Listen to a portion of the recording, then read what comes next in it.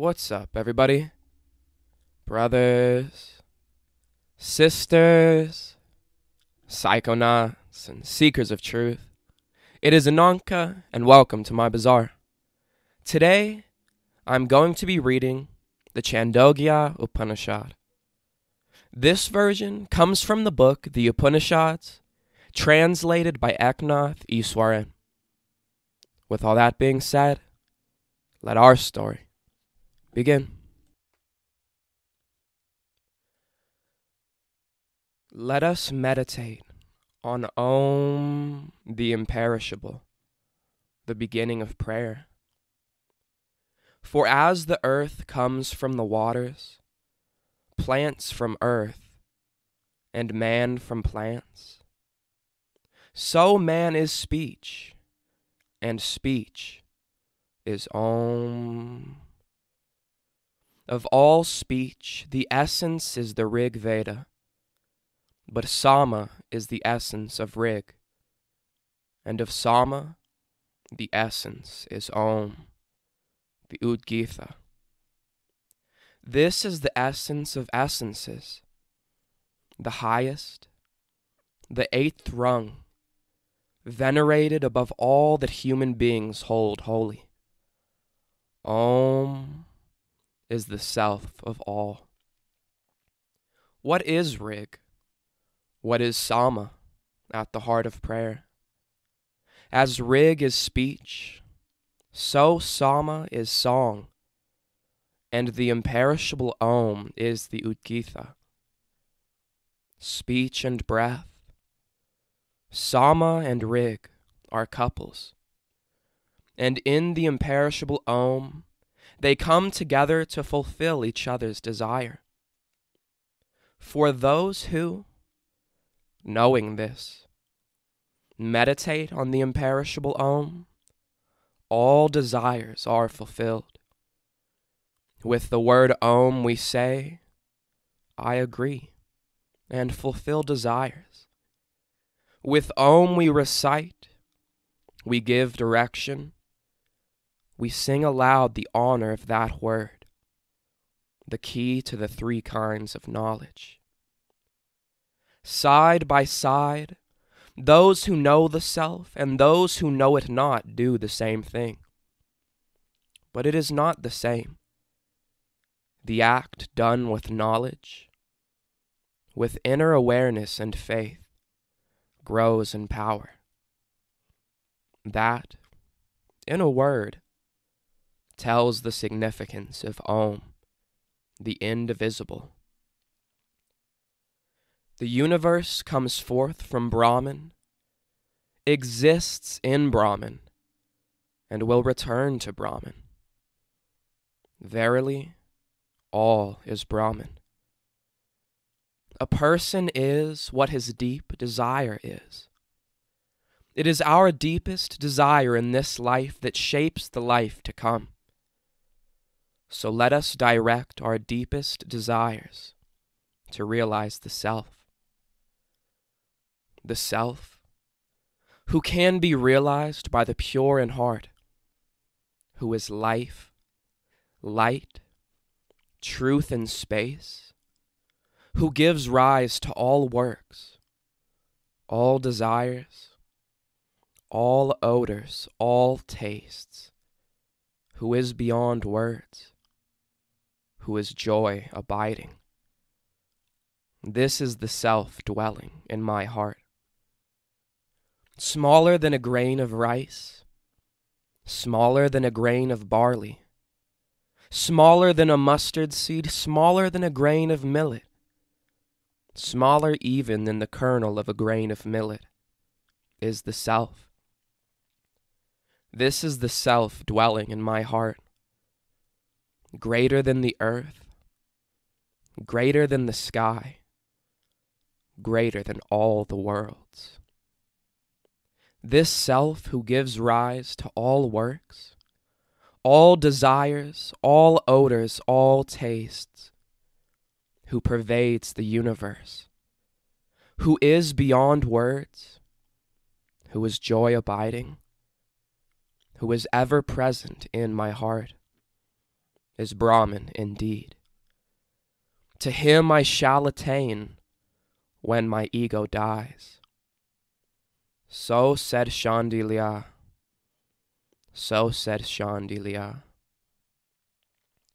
Mother, Satyakama said, I feel the time has come for me to go to the home of a spiritual teacher. From whom does our family come, so that I may tell him when he asks my lineage? I do not know, dear, she replied. You were born when I was young, and going from place to place as a servant. Your name is Satyakama, and my name is Jabala. Why not call yourself Satyakama Jabala? Satyakama went to Harijumata Gautama and said to him, Sir, I want to become your disciple. What family are you from, bright one? Sir, I don't know. My mother says she bore me in her youth and does not know my ancestry. She says that since my name is Satyakama and hers is Jabala, I should call myself Satyakama Jabala. None but a true Brahmin could have said that. Fetch the firewood, my boy. I will initiate you. You have not flinched from the truth. He selected 400 lean and sickly cows and gave them to Satyakama to care for. I shall not return, the boy said to himself, until they become 1,000. For years Satyakama dwelt in the forest, tending to the herd. Then one day, the bull of the herd said to him, Satyakama. Sir, he replied, we have become 1,000. Let us now rejoin our teacher's family, and I will tell you one of the 4 feet of Brahman. Please tell me, revered sir, the boy said. There are the 4 quarters, east, west, south, and north. This is 1 foot of Brahman, called the shining. To meditate on these 4 is to become full of light and master the resplendent regions of the cosmos. Knowing this portion of the truth, Agni, fire, will tell you more. The next day Satyakama set out for his teacher's house with the herd. Toward evening he made a fire, penned the cows, and sat by the fire facing east. The fire spoke, Satyakama, sir, friend, I can teach you another foot of Brahman. Please do, revered sir. There are 4 quarters, earth, sky, heaven, and ocean. This is 1 foot of Brahman, called without end. Know this, meditate on this reality, and your life will be without end on this earth. A swan will tell you more. The next day, Satyakama drove the cows onward. Toward evening, he lit a fire, penned the cows, and sat by the fire facing east. Then a swan flew near and said, Satyakama. Sir, he replied, friend, I can teach you another foot of Brahman. Please do, revered sir. There are 4 quarters, fire, the sun, the moon, and lightning. These make 1 foot of Brahman, called full of light. To meditate on this fourfold foot of truth is to be filled with light in this world and master the world of light. A diver bird will tell you more. The next day, Satyakama drove the cows onward. Toward evening he lit a fire, penned the cows, and sat by the fire facing east. Then a diver bird flew near and spoke to him. Satyakama, sir, friend, I can teach you another foot of Brahman.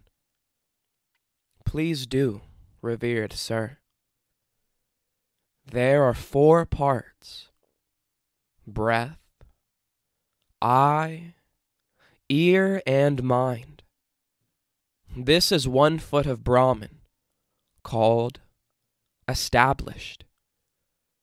To meditate on this fourfold foot of Brahman is to be at home in this world and master space. Whoever knows this fourfold foot of Brahman is called established. So Satyakama returned to his teacher's home. Satyakama, his teacher called. You glow like one who has known the truth. Tell me, who has taught you? Satyakama replied, No human, sir, but I wish to hear the truth from you alone. For I have heard that only the teacher's wisdom comes to fruition for us. Then his teacher taught Satyakama that same wisdom. Nothing was left out from it. Nothing was left out. Shvetaketu was Udalaka's son. When he was 12, his father said to him, It is time for you to find a teacher, dear one, for no one in our family is a stranger to the spiritual path. So Shvetaketu went to a teacher and studied all the Vedas for 12 years. At the end of this time he returned home, proud of his intellectual knowledge. You seem to be proud of all this learning, said Udalaka. But did you ask your teacher for that spiritual wisdom which enables you to hear the unheard, think the unthought, and know the unknown? What is that wisdom, father? Asked the son. Udalaka said to Shvetaketu, As by knowing 1 lump of clay, dear one, we come to know all things made of clay, that they differ only in name and form, while the stuff of which all are made is clay. As by knowing 1 gold nugget, dear one, we come to know all things made out of gold, that they differ only in name and form, while the stuff of which all are made is gold. As by knowing 1 tool of iron, dear one, we come to know all things made out of iron, that they differ only in name and form, while the stuff of which all are made is iron. So through that spiritual wisdom, dear one, we come to know that all of life is one. My teachers must have not known this wisdom, said Shvetaketu. For if they had known, how could they have failed to teach it to me? Please instruct me in this wisdom, father. Yes, dear one, I will, replied his father. In the beginning was only being, one without a second. Out of himself, he brought forth the cosmos and entered into everything in it. There is nothing that does not come from him. Of everything, he is the inmost self.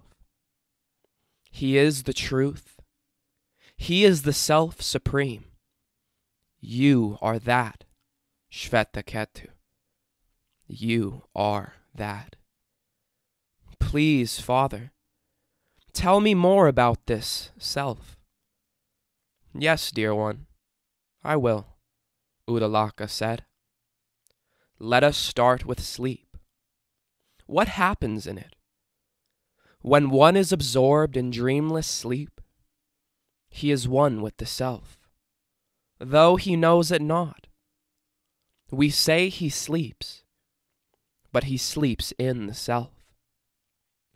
As a tethered bird grows tired of flying about in vain to find a place of rest, and settles down at last on its own perch, so the mind, tired of wandering hither and thither, settles down at last in the self, dear one, to which it is bound.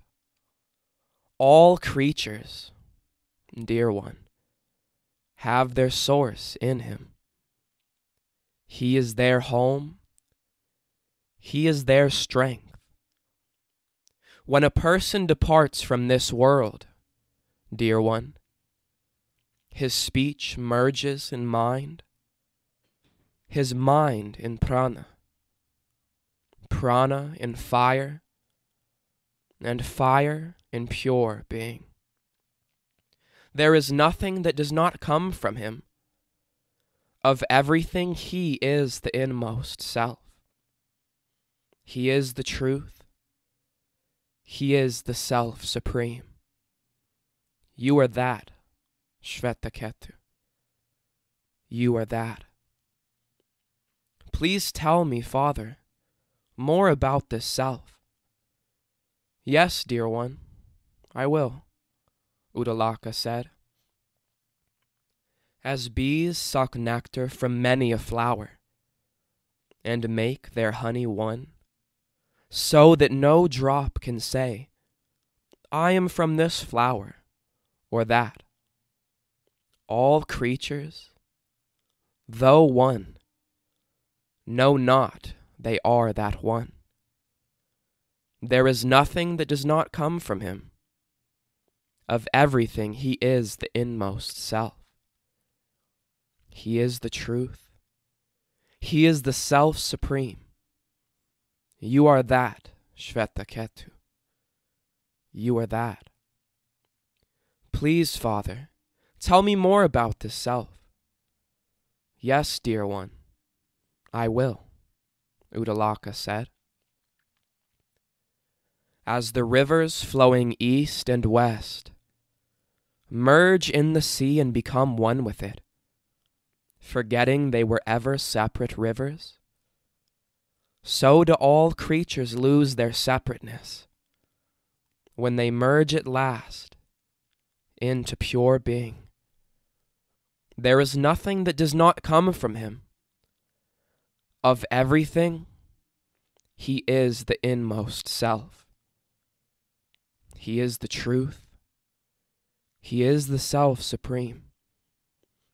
You are that, Shvetaketu. You are that. Please, Father, tell me more about this self. Yes, dear one, I will, Udalaka said. Strike at the root of a tree. It would bleed, but still live. Strike at the trunk. It will bleed, but still live. Strike again at the top.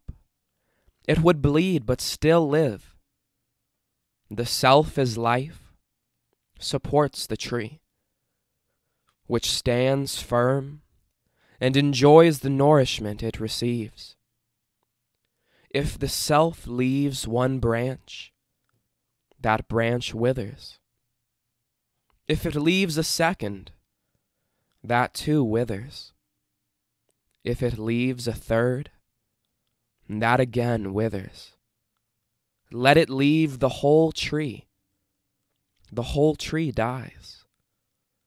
Just so, dear one, when death comes and the self departs from the body dies, but the self does not. There is nothing that does not come from him. Of everything he is the inmost self. He is the truth. He is the self supreme. You are that, Shvetaketu. You are that. Please, Father, tell me more about this self. Yes, dear one, I will, Udalaka said.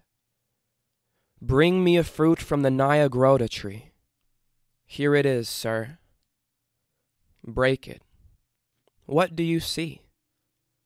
The seeds, Father, all exceedingly small. Break one. What do you see? Nothing at all. That hidden essence you do not see, dear one. From that, a whole Nyagrota tree will grow. There is nothing that does not come from him. Of everything, he is the inmost self. He is the truth. He is the self supreme. You are that, Shvetaketu. You are that. Please, Father, tell me more about this self. Yes, dear one, I will, Udalaka said. Place this salt in water and bring it here tomorrow morning. The boy did. Where is that salt? His father asked. I do not see it. Sip here. How does it taste? Salty, Father. And here and there, I taste salt everywhere. It is everywhere, though we see it not. Just so, dear one, the self is everywhere, within all things, although we see him not. There is nothing that does not come from him. Of everything, he is the inmost self. He is the truth. He is the self supreme. You are that, Shvetaketu. You are that. Please, Father, tell me more about this self. Yes, dear one, I will, Udalaka said. As a man from Gandhara, blindfolded, led away and left in a lonely place, turns to the east and west and north and south and shouts, I am left here and cannot see, until one removes his blindfold and says, there lies Gandhara, follow that path. And thus informed, able to see for himself, the man inquires from village to village and reaches his homeland at last. Just so, my son, one who finds an illumined teacher attains to spiritual wisdom in the self. There is nothing that does not come from him. Of everything, he is the inmost self. He is the truth. He is the self supreme. You are that, Shvetaketu. You are that. Please, Father, tell me more about this self. Yes, dear one, I will, Uddalaka said. When a man is dying, his family all gather round and ask, "Do you know me? Do you know me?" And so long as his speech has not merged in mind, his mind in prana, prana in fire, and fire in pure being, he knows them all. But there is no more knowing when speech merges in mind, mind in prana, prana in fire, and fire in pure being. There is nothing that does not come from him. Of everything he is the inmost self. He is the truth. He is the self supreme. You are that, Shvetaketu. You are that. Then Shvetaketu understood his teaching. Truly, he understood it all.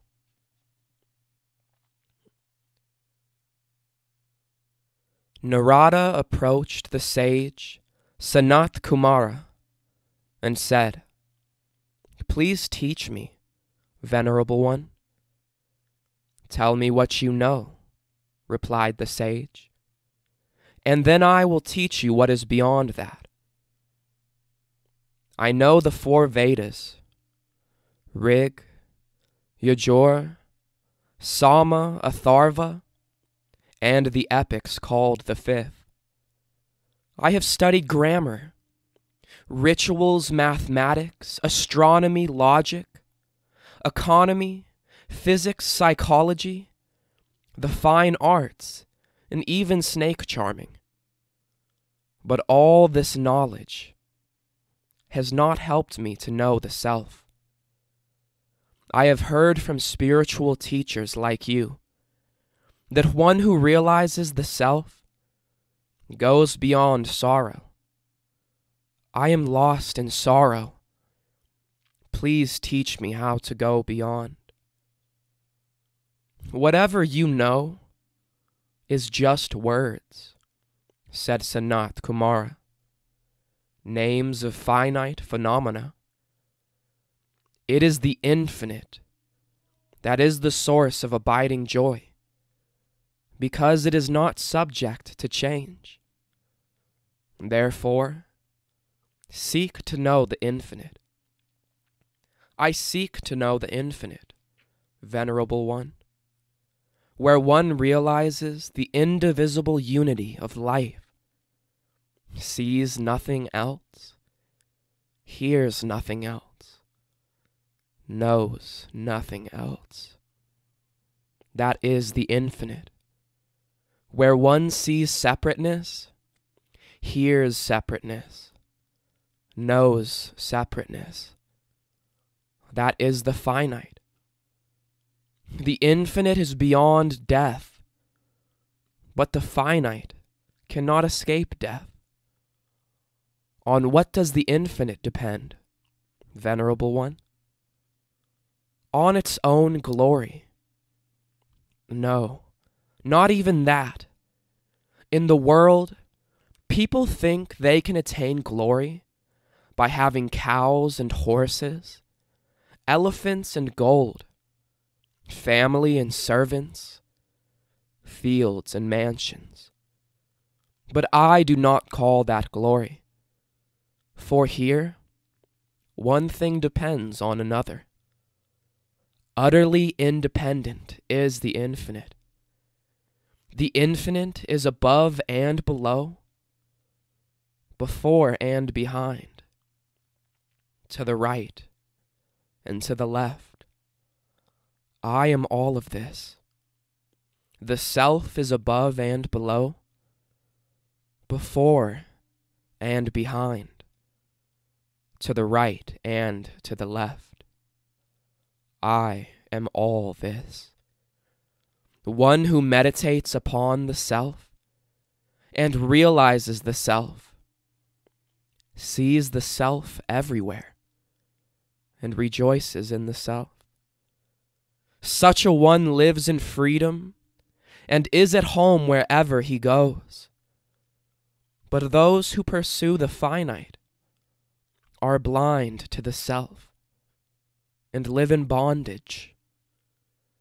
One who meditates upon and realizes the self discovers that everything in the cosmos, energy and space, fire and water, name and form, birth and death, mind and will, word and deed, mantram and meditation, all come from the self. The self is one, though it appears to be many. Those who meditate upon the self and realize the self go beyond decay and death, beyond separateness and sorrow. They see the self in everyone and obtain all things. Control the senses and purify the mind. In a pure mind, there is constant awareness of the self. Where there is constant awareness of the self, freedom ends bondage, and joy ends sorrow. Thus the sage, Sanat Kumara, taught the pure Narada to go beyond bondage, beyond sorrow, beyond darkness, to the light of the self.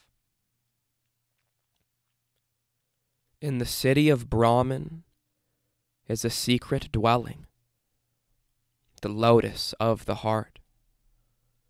Within this dwelling is a space, and within that space is the fulfillment of our desires. What is within that space should be longed for and realized.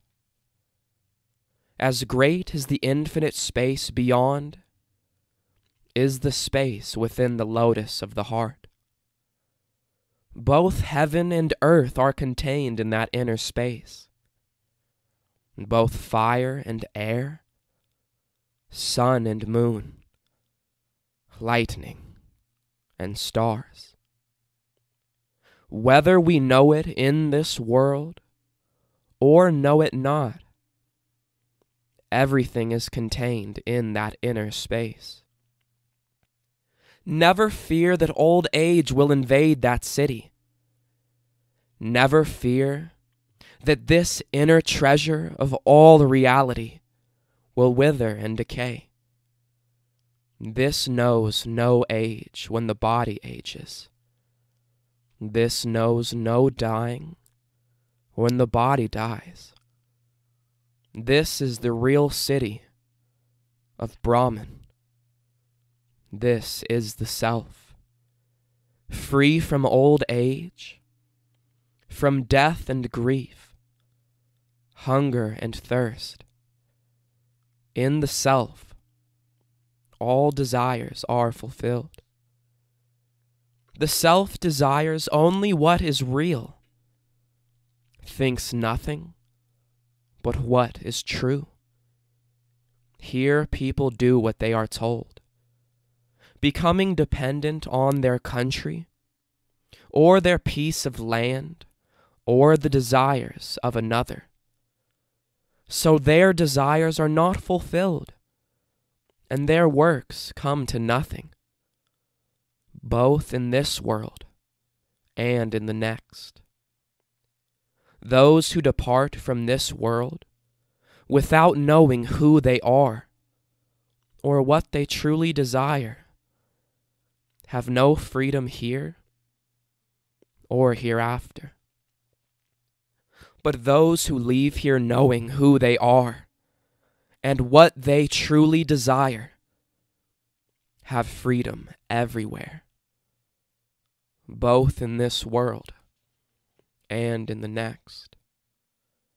Would they see their departed mother or father, Lo, they see them and are happy. Would they see their family and friends? Lo, they see them and are happy. Would they enjoy the world of music, of spring flowers, of elegance? Lo, by their mere will, they enjoy these things. Whatever they desire, the object of that desire arises from the power of their own thoughts. They have it and are happy. Here our selfless desires are hidden by selfish ones. They are real, but they are covered by what is false. Therefore, whoever of our own departs from this life, not one can ever be brought back before our eyes. But all those we love, alive or departed, and all things we desire but do not have, are found when we enter that space within the heart. For there abide all desires that are true, though covered by what is false. Like strangers in an unfamiliar country, walking over a hidden treasure, day by day, we enter the world of Brahman while in deep sleep, but never find it, carried away by what is false. The self is hidden in the lotus of the heart. Those who see themselves in all creatures go day by day into the world of Brahman, hidden in the heart, established in peace. They rise above body consciousness to the supreme light of the self. Immortal, free from fear, this self is Brahman, called the true. Beyond the mortal and the immortal, he binds both worlds together. Those who know this live day after day in heaven, in this very life. The self is a bulwark against the confounding of these worlds and a bridge between them. Day and night cannot cross that bridge, nor old age, nor death, nor grief, nor evil, nor good deeds. All evils turn back there, unable to cross. Evil comes not into this world of Brahman. One who crosses by this bridge, if blind, is blind no more. If hurt, ceases to be hurt. If in sorrow, ceases sorrowing. At this boundary, night itself becomes day. Night comes not into this world of Brahman. Only those who are pure and self-controlled can find this world of Brahman. That world is theirs alone. In that world, in all the worlds, they live in perfect freedom. The great teacher, Prajapati, said, "The self is pure, free from decay and death, free from hunger and thirst, and free from sorrow. The self desires nothing that is not good, wills nothing that is not good. Seek and realize the self. Those who seek and realize the self fulfill all their desires and attain the goal supreme. The devas and the asuras, the gods and the godless, heard this truth and said, "Let us seek and realize the self so that we may fulfill all our desires." So Indra, from among the gods, and Virochana, from among the godless, approached Prajapati, carrying fuel in their hands, as a sign that they wanted to become his disciples. They dwelt with him for 32 years, and at the end of that time, Prajapati asked why they had stayed with him so long. Indra and Virochana replied, "We have heard of your inspiring words. The self is pure, free from decay and death, free from hunger and thirst, and free from sorrow. The self desires nothing that is not good, wills nothing that is not good. Seek and realize the self. Those who seek and realize the self fulfill all their desires and attain the goal supreme. We have been living here as your disciples because we want to realize the self." Prajapati said to them, "When you look into another's eyes, what you see is the self, fearless and deathless. That is Brahman the Supreme." Venerable One asked the two disciples, "What is it we see reflected in the water or in a mirror?" "It is the self you see in all these," he said to them.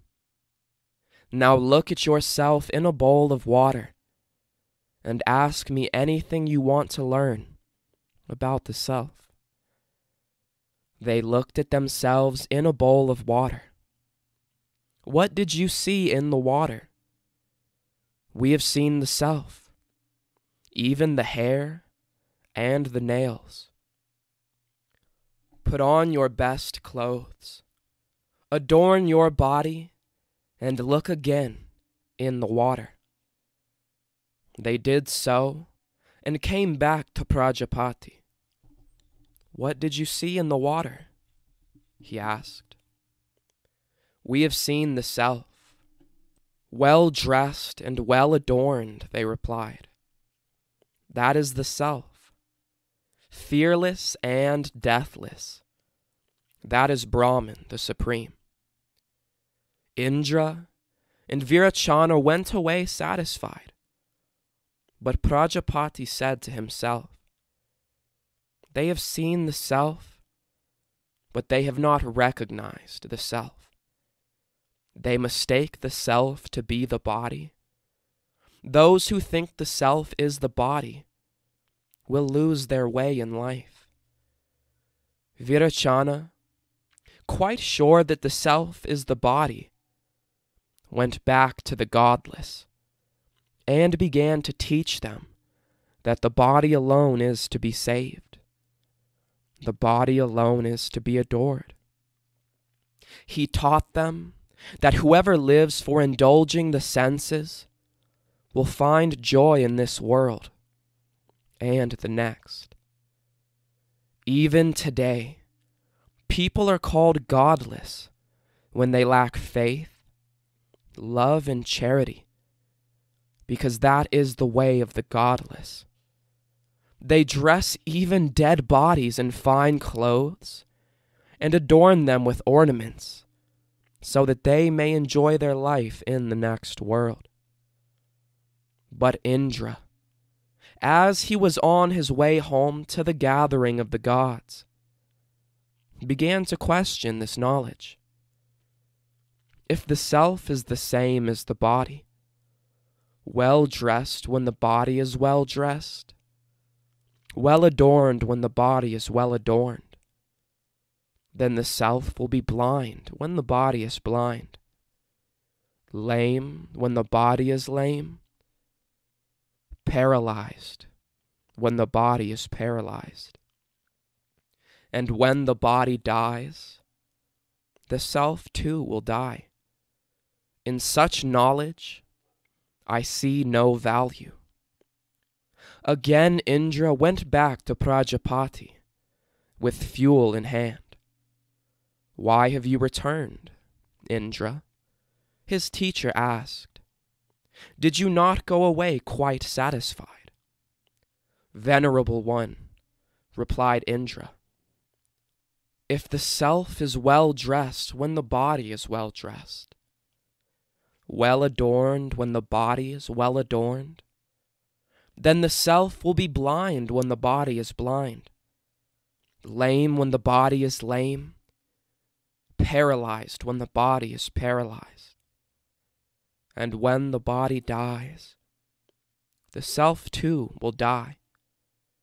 In such knowledge, I see no value. You are thinking clearly, Indra, said Prajapati. Live with me for another 32 years, and I will teach you more of the self.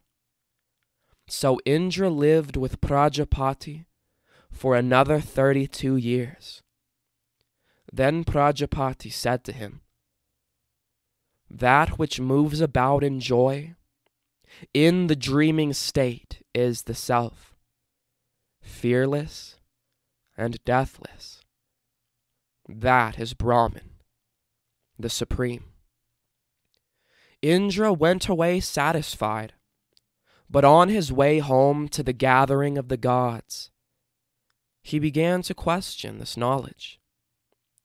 In the dreaming state, it is true, the self is not blind when the body is blind, nor lame when the body is lame, nor paralyzed when the body is paralyzed, nor slain when the body is slain.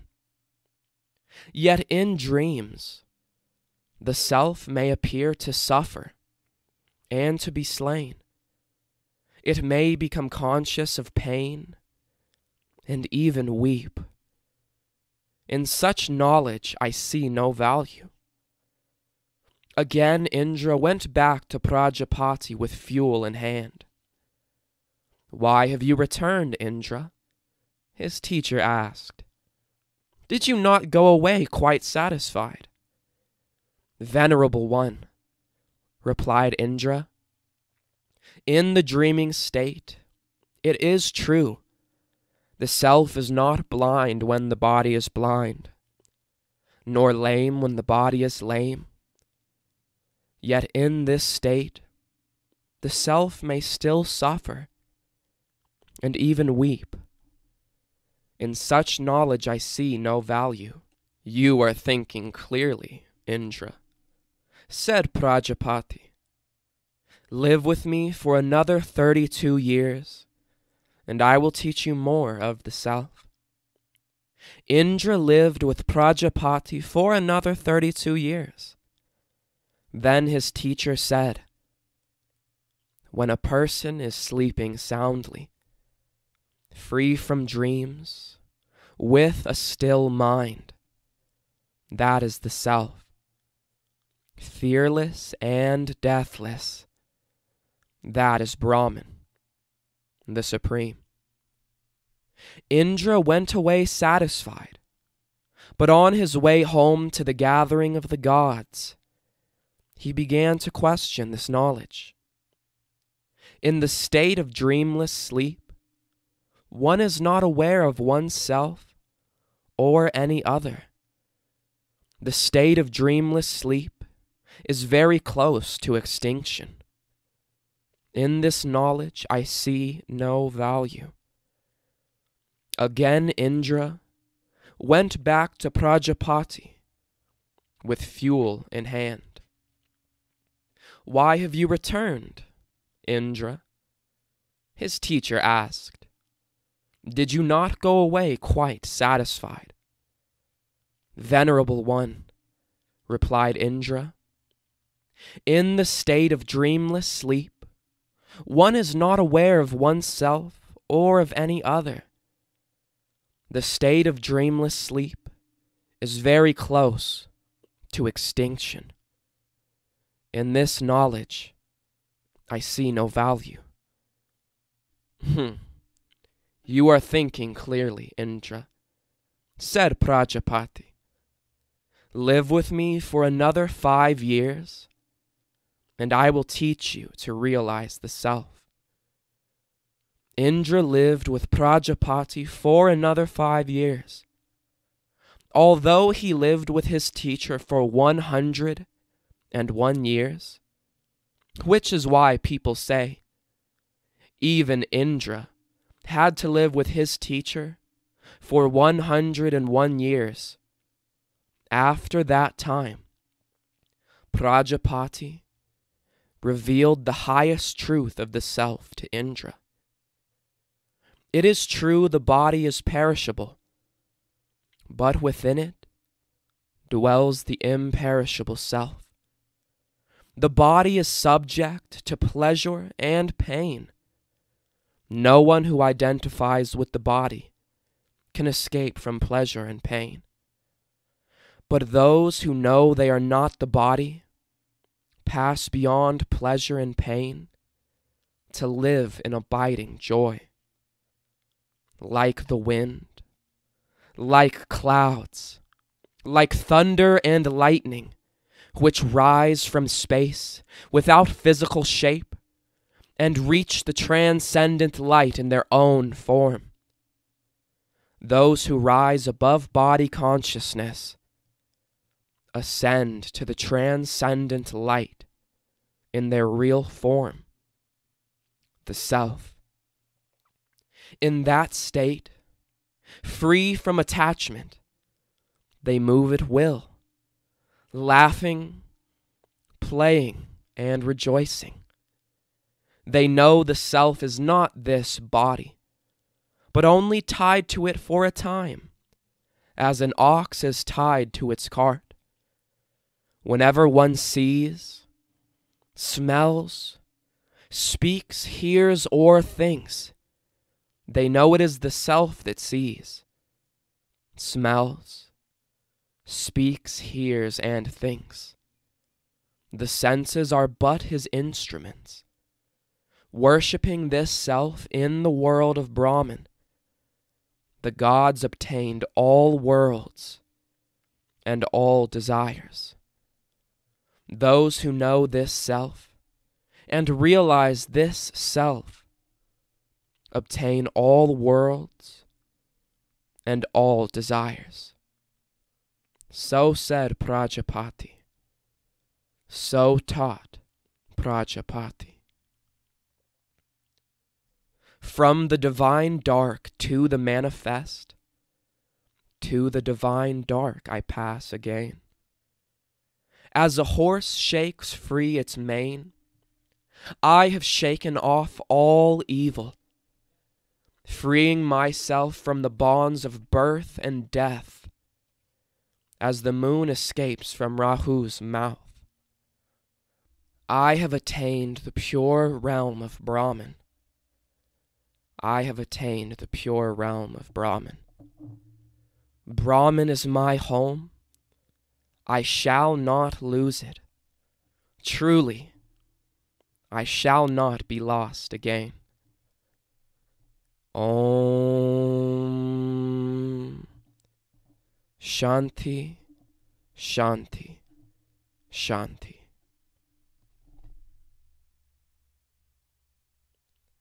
All right, everyone. That is the end of our story. If you enjoyed it, which I know I absolutely did, don't forget to like, share, subscribe, comment what you learned from this Upanishad. And I will see you in the next one, fam. Deuces.